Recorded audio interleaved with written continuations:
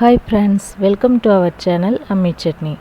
இன்னைக்கு நம்ம festival ஃப்ரைடேல Krishna Jayanthi special மிளகு பருப்பு தட்டை எப்படி செய்யறதுன்னு பார்க்க போறோம். இது ஒரு நல்ல ஈவினிங் ஸ்நாக்ஸும் கூட. இந்த வீடியோல தட்டை செய்யறதுக்கான மாவு ப்ரிப்பரேஷனையும் கூடவே இந்த தட்டை கிறிஸ்பியாவும் டேஸ்டாவும் இருக்கிறதுக்கான 6 முக்கியமான விஷயங்கள் என்னென்னன்றதையும் பார்க்கலாம். ஸோ இந்த வீடியோவை ஸ்கிப் பண்ணாமல் ஃபுல்லாக பாருங்கள். வீடியோக்குள்ளே போகிறதுக்கு முன்னாடி அம்மி சட்னி சேனலை சப்ஸ்கிரைப் பண்ணி எங்களை சப்போர்ட் பண்ணுங்கள். இப்போ நம்ம தட்டை மாவு எப்படி செய்கிறதுன்னு பார்க்கலாம். இந்த தட்டை மாவு ப்ரிப்பேர் பண்ணி நம்ம 1 மந்த் வரைக்கும் ஸ்டோர் பண்ணி வச்சுட்டு எப்போ நம்ம தட்டை செய்கிறோமோ அப்போ எடுத்து யூஸ் பண்ணிக்கலாம். இப்போது தட்டை மாவு செய்கிறதுக்கு பச்சரிசியை ஊற வச்சிடலாம். இதுக்கு நான் 2 டம்ளர் அளவுக்கு பச்சரிசி எடுத்திருக்கேன். அரிசியை 2-3 தடவை நல்லா கழுவிட்டு தேவையான அளவுக்கு தண்ணி சேர்த்து இதை நம்ம 4 மணி நேரம் அளவுக்கு ஊற வச்சிடணும். அரிசி 4 மணி நேரம் ஊறினதுக்கப்புறமா தண்ணியெல்லாம் நல்லா வடிகட்டிட்டு ஒரு மிக்ஸி ஜாரில் கொஞ்சம் கொஞ்சமாக சேர்த்து பவுடர் பண்ணிக்கலாம். அரிசியை இது மாதிரி நல்லா நைஸாக பவுடர் பண்ணிவிட்டு அதுக்கப்புறம் மாவு சலிக்கிற ஜல்லடையில் சேர்த்து நம்ம இதை சலித்து எடுத்து வச்சுக்கலாம். தட்டை கிறிஸ்பியாக வரணும் அப்படின்னா இந்த மாவை நம்ம சரியாக ப்ரிப்பேர் பண்ணணும். அதுக்கு ஃபஸ்ட்டு முக்கியமான விஷயம் 4 மணி நேரம் அரிசியை ஊற வைக்கணும். அடுத்தது முக்கியமான விஷயம் என்னென்னா இந்த மாவை நம்ம சலித்த உடனே ஈரத்தோடையே நம்ம வறுத்துடணும். வெறும் வானலில் ஃப்ளேமை மீடியமில் வச்சுட்டு ஈரமாவை சேர்த்து பொறுமையாக நம்ம வறுத்தெடுக்கணும். மாவு சூடு ஆக ஆக அதோட ஈரப்பதம் போய் இது மாதிரி ட்ரை ஆகிடும். ஃப்ளேமை சிம்மில் வச்சுட்டு இது மாதிரி பொறுமையாக வறுத்தோம் அப்படின்னா மாவு லைட்டாக இது மாதிரி கலர் சேஞ்ச் ஆகும். அதே டைமில் லைட்டாக மாவோட ஸ்மெல்லும் வரும். இப்போது மாவு நல்லா வறுபட்டுடுச்சு. இதை எப்படி செக் பண்ணலாம் அப்படின்னா மாவில் சின்ன சின்ன மாவு உருண்டைகள்லாம் இருக்கும். அதை நம்ம இது மாதிரி கையில் எடுத்து இப்படி நசுக்கி பார்த்தோம் அப்படின்னா அது வந்து பவுடர் ஆகணும். இந்த ஸ்டேஜில் நம்ம இதை இறக்கிடலாம். மாவை ஒரு பெரிய தாம்பழத்தில் சேர்த்து அதை நல்லா ஸ்ப்ரெட் பண்ணி விட்டுடலாம். இது மாதிரி நம்ம வச்சுருந்த எல்லா மாவையும் வறுத்துட்டு ஸ்ப்ரெட் பண்ணிவிட்டு அது நல்லா ஆறுனதுக்கப்புறமா ஸ்டோர் பண்ணி எடுத்து வச்சுக்கலாம். இந்த மாவை 1 மாதம் வரைக்கும் நம்ம ஸ்டோர் பண்ணி வச்சு யூஸ் பண்ணலாம். இப்போ நம்ம ஸ்டோர் பண்ணி வச்சுருக்கிற மாவு யூஸ் பண்ணி கிறிஸ்பியான பருப்பு தட்டை எப்படி செய்கிறதுன்னு பார்க்கலாம் வாங்க. இந்த பருப்பு தட்டைக்கு 1/4 கப் அளவுக்கு பாசிப்பருப்பு, 1/4 கப் அளவுக்கு கடலைப்பருப்பு, இதில் தண்ணி சேர்த்து 2 மணி நேரம் அளவுக்கு ஊற வச்சிடலாம். அது நல்லா ஊறினதுக்கப்புறமா தண்ணியெல்லாம் ட்ரைன் பண்ணிவிட்டு எடுத்து வச்சுக்கலாம். இப்போ நம்ம ப்ரிப்பேர் பண்ணி ஸ்டோர் பண்ணி வச்சுருக்கிற மாவுலேருந்து 2 ஃபுல் கப் மாவு எடுத்துக்கலாம். இந்த மாவில் சின்ன சின்ன மாவு உருண்டைகள்லாம் இருக்கும்.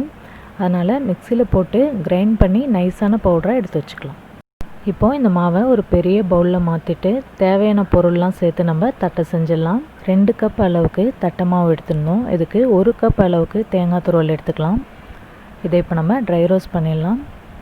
தேங்காவை இது மாதிரி நல்லா ஈரப்பதம் போகிற வரைக்கும் ட்ரை ரோஸ்ட் பண்ணிவிட்டு அதுக்கப்புறமா மாவில் சேர்த்து பிசைஞ்சோம் அப்படின்னா தட்டை நமக்கு கிறிஸ்பியாக கிடைக்கும். வறுக்காமல் சேர்த்தோம் அப்படின்னா தட்டை வந்து சீக்கிரமாக நமுந்துடும். மாவில் ஊற்றி பிசைகிறதுக்காக 1 கப்பில் தண்ணி எடுத்து வச்சுருக்கோம். இதில் தட்டைக்கு தேவையான அளவுக்கு உப்பு சேர்த்து கரைச்சி வச்சுக்கலாம். இந்த தட்டை நல்லா வாசமாகவும் காரமாகவும் இருக்கிறதுக்காக 1 ஸ்பூன் அளவுக்கு மிளகு எடுத்து வச்சுருக்கோம். இதை நம்ம இது மாதிரி பாதி பாதியாக தட்டி எடுத்து வச்சுக்கலாம். பெப்பர் பவுடர் யூஸ் பண்ணாமல் இது மாதிரி தட்டி போட்டோம் அப்படின்னா தட்டை நமக்கு கசப்பு இல்லாமல் நல்லாயிருக்கும். வீட்டில் ரெடி பண்ண வெறும் மிளகாய்த்தூள் 1 ஸ்பூன் எடுத்துக்கலாம். அதான் நல்லது. கடை மிளகாய்த்தூள் யூஸ் பண்ணால் தட்டை கொஞ்சம் டார்க்காகவும் கசப்பாகவும் ஆகிடும். சின்ன சின்னதாக கட் பண்ண கறிவேப்பிலை, 2 ஸ்பூன் அளவுக்கு நெய் இல்லைன்னா வெண்ணெயை உருக்கி வச்சுக்கலாம். தட்டை கிறிஸ்பியாக வர்றதுக்கான இன்க்ரீடியன்ஸையும் அதை எப்படிலாம் நம்ம ரெடி பண்ணணும், எந்த அளவில் சேர்க்கணும் அப்படின்றதையும் பார்த்தோம். இப்போது இது எல்லாத்தையும் ஒன்று ஒன்றா மாவில் சேர்த்துடலாம். உங்ககிட்ட வீட்டில் ரெடி பண்ண வெறும் மிளகாய்த்தூள் இல்லை அப்படின்னா மிளகாயை பேஸ்ட்டாக அரைச்சி கூட சேர்த்துக்கலாம். 1 ஸ்பூன் அளவுக்கு நம்ம தட்டி வச்சுருந்த மிளகு, 2 ஸ்பூன் அளவுக்கு நெய். இப்போது இந்த நெய் எல்லா மாவுலையும் படுற மாதிரி நல்லா மிக்ஸ் பண்ணிக்கலாம். ட்ரை ரோஸ்ட் பண்ண 1 கப் தேங்காவை சேர்த்துடலாம். ஊற வச்சுருந்த பருப்பு, தட்டைக்கு நல்லா வாசனை கொடுக்கறதுக்காக கறிவேப்பிலை. இப்போது இது எல்லாத்தையும் நல்லா மிக்ஸ் பண்ணிடலாம். பருப்புலாம் நல்லா மிக்ஸ் ஆகிடுச்சு. இப்போ இதில் கரைச்சி வச்சுருந்த உப்பு தண்ணியை சேர்த்து நல்லா மிக்ஸ் பண்ணிடலாம். இந்த மாவுக்கு தேவையான அளவுக்கு கொஞ்சம் கொஞ்சமாக தண்ணி சேர்த்து பிசைஞ்சு எடுத்து வச்சுக்கலாம். மாவில் தண்ணி அதிகமாக சேர்த்துட்டோம் அப்படின்னா தட்டை வந்து எண்ணெய் குடிச்சிடும். அதனால் திட்டமான அளவு தண்ணி சேர்த்து மாவை திக்காக பிசைஞ்சு எடுத்து வச்சுக்கலாம். மாவை இந்த பதத்தில் பிசைஞ்சோம் அப்படின்னா தட்டை தட்டுறதுக்கு ஈஸியாக இருக்கும். இப்போது தட்டையெல்லாம் ஒரே சைஸில் வர்றதுக்காக ஃபஸ்ட்டு நம்ம மாவை இது மாதிரி சின்ன சின்ன உருண்டைகளாக ஒரே சைஸில் உருண்டை வச்சுக்கலாம். இப்போ ஃபஸ்ட்டு நம்ம இந்த உருண்டைகளை தட்டையாக தட்டிடலாம். மீதி இருக்கிற மாவு காஞ்சி போகாமல் இருக்கிறதுக்கு ஒரு ஈர துணியால் நம்ம மூடி வச்சிடலாம். இப்போது இந்த தட்டையை தட்டுறதுக்கு ஒரு சின்ன பிளேட் எடுத்துகிட்டு அது மேலே கவர் போட்டு தட்டையை ஓரத்தில் மெலிசாக இல்லாமல் ஈவனாக தட்டிடலாம். தட்டை ரொம்ப திக்காக இல்லாமல் கடலைப்பருப்புலாம் தெரிகிற அளவுக்கு தட்டிட்டோம் அப்படின்னா வேகும்போது ஈவனாக வேகும். இப்போ நமக்கு தட்டை ரெடி ஆயிடுச்சு. இதை இது மாதிரி ஒரு பெரிய தாம்பலத்தில் கவர் போட்டுட்டு அதுக்கு மேலே இதை நம்ம போட்டுடலாம். இது மாதிரி நம்ம எடுத்து வச்சுருந்த மாவெல்லாம் தட்டையாக தட்டிடலாம். 2 கப் அளவுக்கு மாவு எடுத்திருந்தோம். இந்த அளவுக்கு 50 தட்டை அளவுக்கு செய்யலாம். இப்போ நமக்கு தட்டை ரெடி ஆயிடுச்சு. இது காஞ்சி போகிறதுக்குள்ளே நம்ம வானலில் எண்ணெய் ஊற்றி சூடு பண்ணிடலாம். எண்ணெய் சூடாகிறதுக்குள்ளே கிருஷ்ணர் வெண்ணெய் எடுத்து சாப்பிட்டுட்ருக்காரு. இப்போது எண்ணெய் நல்லா சூடாக இருக்கும். எண்ணெயை மிதமான சூட்டில் வச்சுட்டு நம்ம தட்டி வச்சுருக்கிற தட்டையை ஒவ்வொன்றா இது மாதிரி போட்டுடலாம்.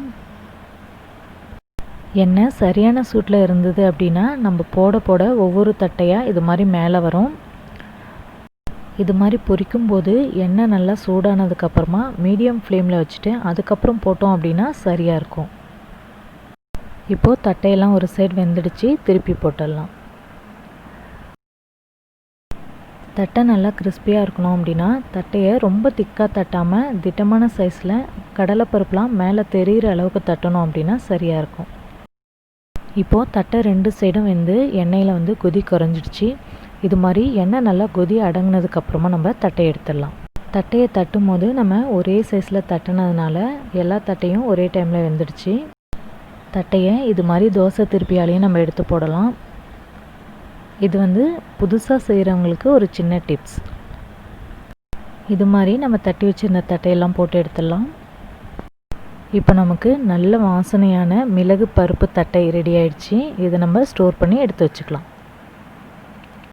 இன்றைக்கி ஃபெஸ்டிவல் ஃப்ரைடேயில் கிருஷ்ண ஜெயந்தி ஸ்பெஷல் தட்டை எப்படி செய்கிறதுன்னு பார்த்தோம். இது மாதிரியே நெக்ஸ்ட் ஃப்ரைடேவும் நல்ல ஒரு ரெசிபியோடு நம்ம மீட் பண்ணலாம். தேங்க்யூ.